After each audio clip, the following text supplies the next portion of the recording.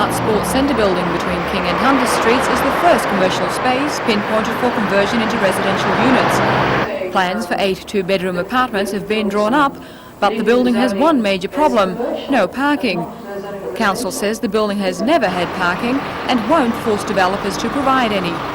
In a surprise move, Council will simply retain a commercial zoning instead of changing this to normal residential status. Their reasoning is that developers can lodge an application, which Council can, under certain conditions, approve without the normal parking requirements. Town planner Gary Fielding says local residents won't complain about the strain extra cars will bring into the area.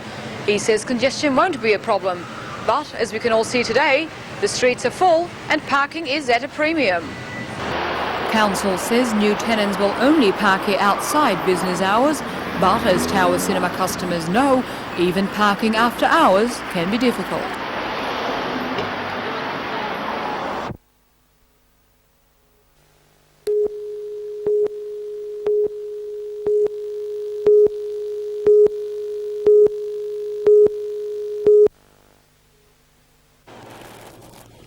Although the floodwaters had subsided enough to allow four-wheel drives through Deves Road, the lone vehicle immersed in the torrent bore testimony to the recent power of the flood.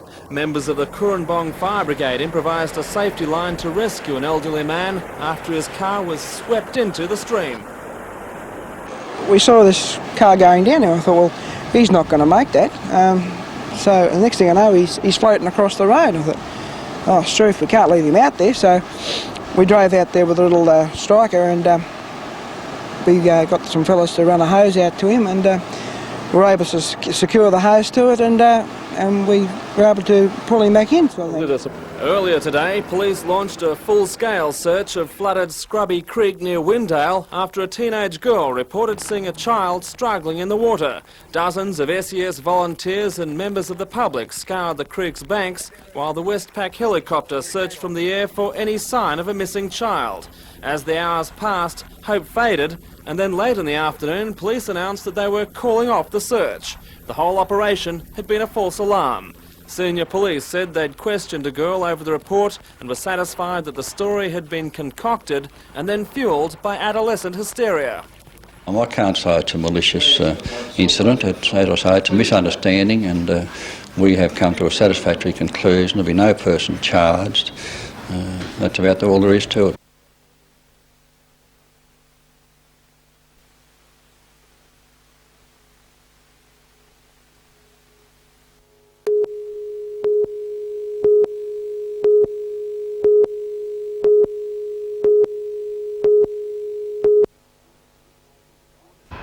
The Port of Newcastle was idle this morning as the Waterside workers met to discuss an employer plan to rationalise working conditions.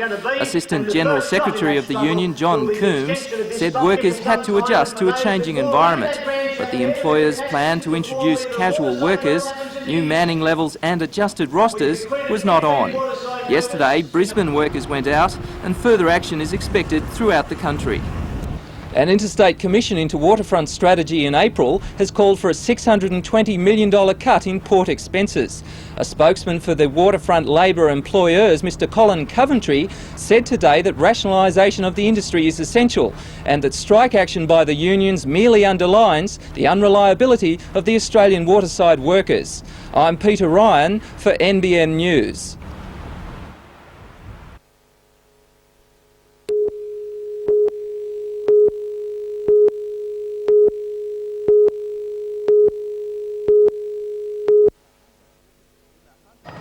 In the Hunter, Hooker's financial difficulties have cast some doubt on the future of Glendale Shopping Centre, a project sponsored by the real estate giant. Lake Macquarie Mayor Ivan Welsh says whatever happens, the $250 million plus construction will go ahead. I believe the centre will go ahead regardless of whether Hooker does it or somebody else. I believe there are other people ready to do the project. So other people are putting money up? Are prepared to, yeah.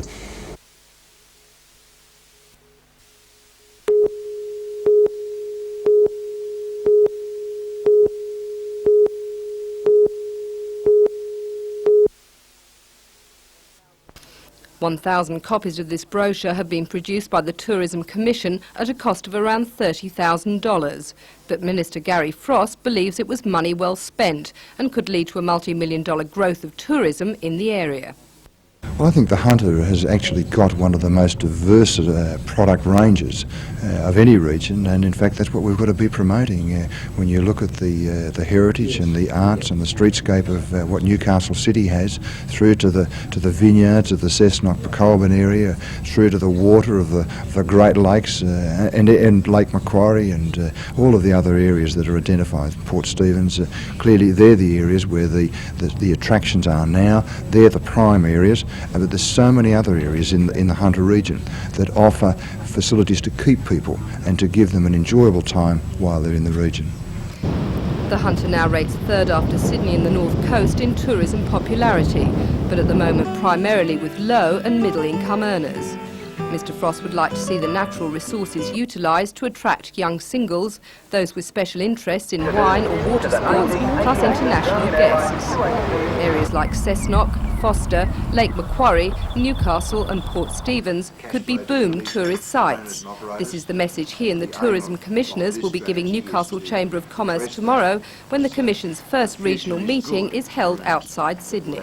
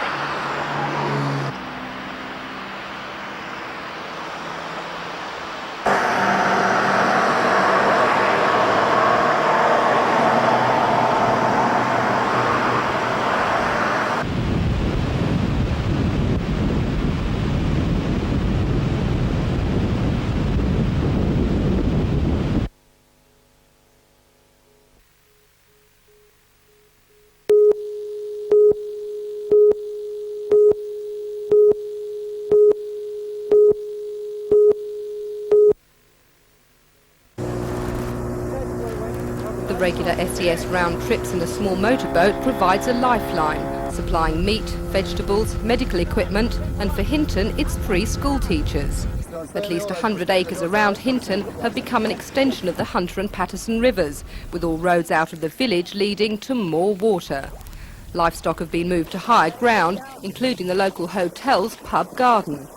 Though the Hinton publicans describe the atmosphere today as one big party, the floods have, for some, taken a high toll. You might as well say we've lost everything that we own. We've got a bag of clothes in the car, and I've got a pair of gumboots. My husband's got no shoes. My little girl's got no shoes either.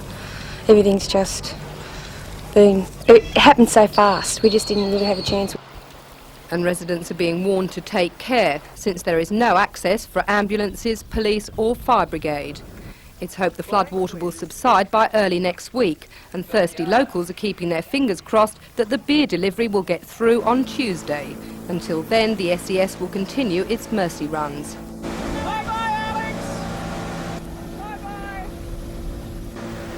Elsewhere in the Hunter, Testers Hollow remains impassable and the Morpeth Bridge is still closed. As school holiday traffic mounts, the police warn motorists that Freeman's Waterhole is closed following a landslide, with alternative routes via Toronto and Belmont. Police are targeting speeding motorists, drunk drivers and those who make incorrect lane changes or who do not use proper safety restraints.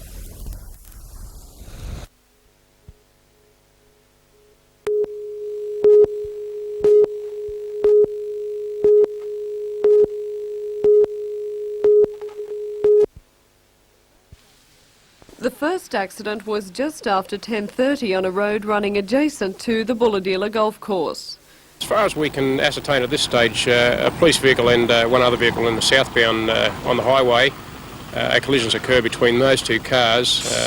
Subsequently, the Nissan Bluebird, that's the silver car, crossed the incorrect side of the road and collided head-on with the northbound four-wheel drive. Several golfers nearby, one an off-duty policeman, rushed to the scene to assist the victims. The local rescue squad was called in, but no one was trapped. Among the injured were 3 young children, travelling in this four-wheel drive with a woman. All 4 suffered minor injuries and were transported to Bulahdelah Hospital. The dead woman had been travelling in this Bluebird sedan. 2 other women in the car suffered severe chest and abdominal injuries. The Westpac rescue helicopter was called in to transport the worst of the 2 to Royal Newcastle Hospital. The other was taken there by road. 2 police travelling in the police sedan escaped injury. Investigations into the accident are continuing. In the second accident, 5 people were injured when 3 cars were involved in a pile-up on the Pacific Highway 10 kilometres south of Karua. 1 man was airlifted by the Westpac rescue helicopter to Royal Newcastle Hospital, suffering a broken arm, 2 suspected broken legs and broken ribs. It's believed he's in a serious condition. Also involved was a young boy. He was taken by road to Newcastle's Mater Hospital, where he's presently in intensive care. Another man taken to the Mater with multiple fractures and head injuries has since been transported to Royal Newcastle and is listed as serious. Another man and a woman also suffered minor injuries. The accident blocked the highway for almost 2 hours, with police being forced to redirect traffic around the scene. Investigations into the cause are continuing.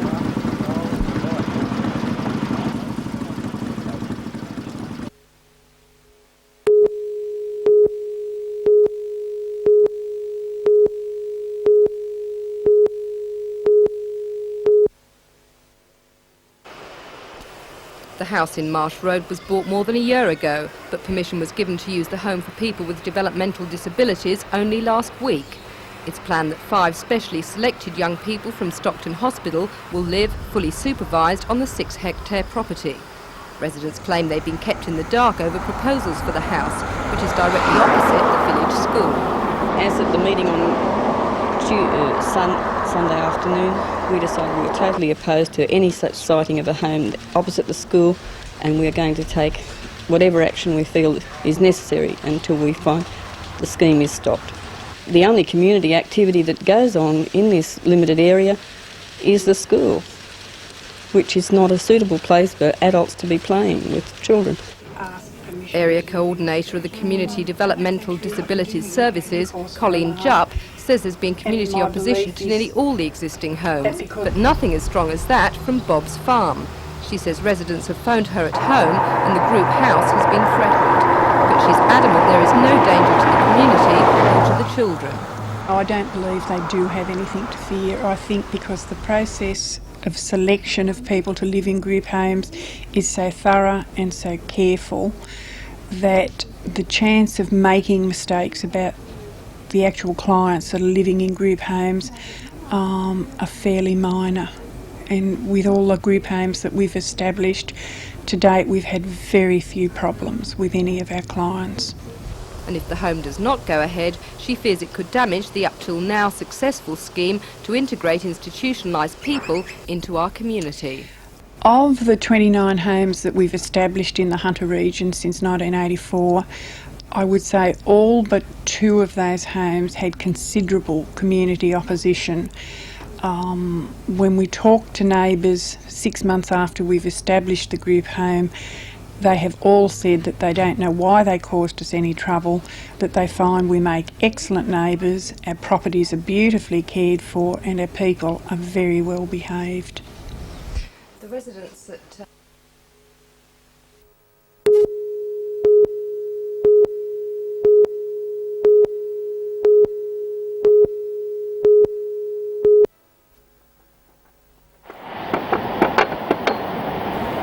The self-appointed beach vigilantes have uncovered half a dozen more syringes, some still with needles, along a polluted tide line this morning. It's suspected that the assortment, which includes sanitary napkins, condoms and household plastic waste, could have washed out of stormwater drains. The surfers say some of the syringes may be remnants of more serious medical waste dumping, which appeared at Burwood and beaches further south in recent weeks. Attempts to warn barefoot joggers of their possible peril met good-humoured rejection, but the surfers insist the garbage poses a health risk to beachgoers. Council workers say the rubbish will be cleared away in the course of regular beach clean-ups. The surfers say they'll be watching to make sure the job is done as soon as possible.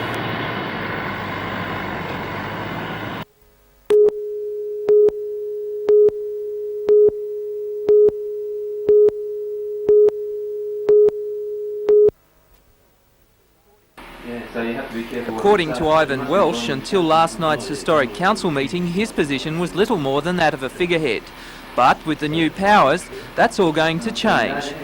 I'll be able to become more involved in the actual decision-making, policy-making, etc. within the building, and I'll be able to chase down where things haven't been going exactly right and rectify it, hopefully. Section 87 of the Local Government Act gives the Mayor direct control over the servants of the Council, including powers to suspend those workers. In a heated 40-minute debate, Labor Alderman Keith Edwards said the Mayor's new powers could lead to a political witch hunt, and that Mayor Welsh now had the ability to play God. Well, it's still raining outside, mate, and I can't stop the rain, and I can't sack anybody in here either, because by resolution of the council, anybody that has to be dismissed will be taken before council, so there won't be any political witch hunt, and there won't be any sackings. The Mayor of Cessnock, Marie Callaghan, has had this power for some time. Newcastle and Port Stephens council heads do not. Peter Ryan, NBN News.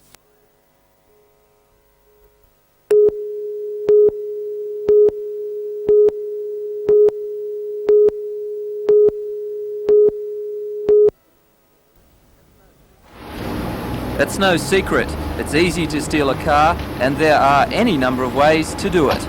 The easiest way to get into a car is with a screwdriver, a slide hammer, or a drill. Car theft in New South Wales has fallen marginally from 1,150 per 100,000 vehicles in 1986 to 812 last year. But New South Wales is still the premier state for the crime.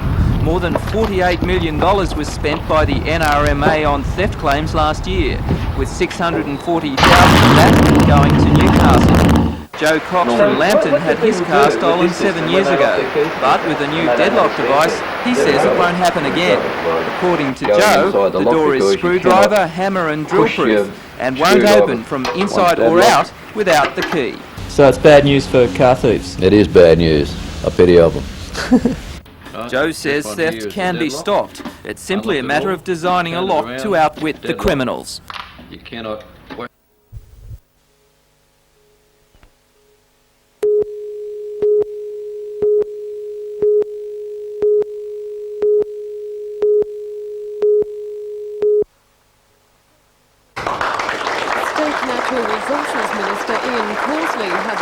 Of opening the Newcastle Lake Macquarie stretch of the Great North Walk, called the Alabra Track. It covers just over 25 kilometres and passes through a variety of landscapes such as the lake foreshore, rainforest and the coastline. And it was the coastline section that sparked the small but effective protest at the brink of the minister when he arrived at Queen's Wharf. The finishing point for the walk and the site for this morning's official opening. No ocean outfalls. Farmyard of the future, I was told. Thank you. On display were 2 boxes of waste products. The protesters said they collected in 1 hour yesterday on Burwood Beach, one of 4 Newcastle beaches on the track. Burwood Beach is one of the concluding sections of the Great North Walk. This is going to attract tourists, hopefully from all around Australia and all around the world. And we're inviting them to have a look at how well we pollute our beach. Later, Mr Causley admitted he was concerned but believed the problem wouldn't mar the walk's potential as a big tourist attraction. We're concerned about it not just here but in the beaches in Sydney as well. I would hope that that's not a real huge problem, but we'd certainly be doing everything we could to see that that type of danger wasn't along the trail. The entire walk, which stretches over more than 250 kilometres between Newcastle and Sydney, is still yet to be completely officially opened. Although Tasmanian Alfred Bell, among the crowd at the opening today, told Mr Causley he'd just completed the track, which took him just 10 days. And he said country-wise, it compared with the best the world had to offer. Mr Corsley said he expected that sort of approval to quickly earn the track a good reputation on the tourist scene and could eventually see it being a big money spinner for the Hunter in the future. I think your Lord Mayor likes to say that the walk starts at Newcastle and ends in Sydney. Well, obviously, if we like to promote that, yes, it does. But if people find this route attractive and they walk through, well, obviously they're going to either stay or at least have a meal in Newcastle, which will help. It's fine.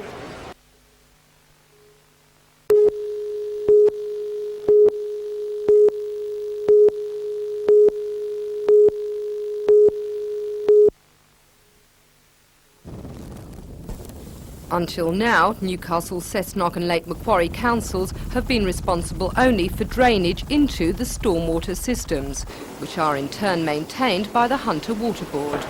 Now, in a bid to rationalise management, the state government has suggested the three councils take on the drain system.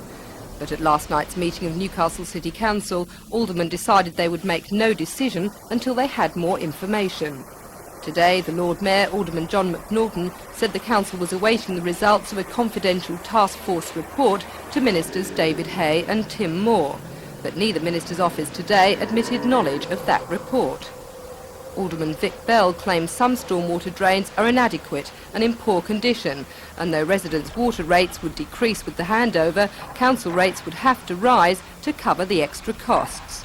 It is envisaged that Newcastle would take over around 80 kilometres of drains, Cessnock 11 kilometres and Lake Macquarie only 4.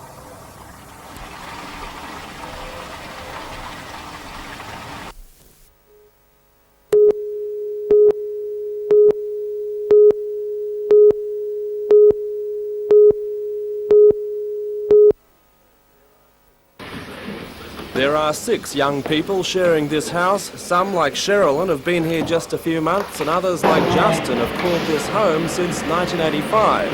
It's very much like any share house in any part of the country. The difference is the unobtrusive presence of a visiting residential care worker to give the youngsters extra guidance. There are 30 big houses just like this in the Hunter, and there's been no hint of trouble with the neighbours. Community Developmental Disability Service believes the home they've bought at Bob's Farm will be just the same. But the residents aren't convinced that kids like this should be living in their town. Regional Coordinator Colleen Jupp invited us to look at the Hamilton home in the hope that seeing the youngsters here might sway the residents of Bob's Farm. We've provided a personalised individual service for the people that live in this group home, and we've provided them with the opportunity to have a say in what happens in their own lives. We've given them the opportunity to learn a lot of skills, both social, domestic and work skills. They've had the opportunity to become part of this community. And we did ask the neighbours what they thought about the home and the residents.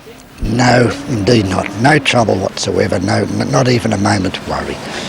They've never caused you any trouble at all? No, no trouble at all. No trouble at all.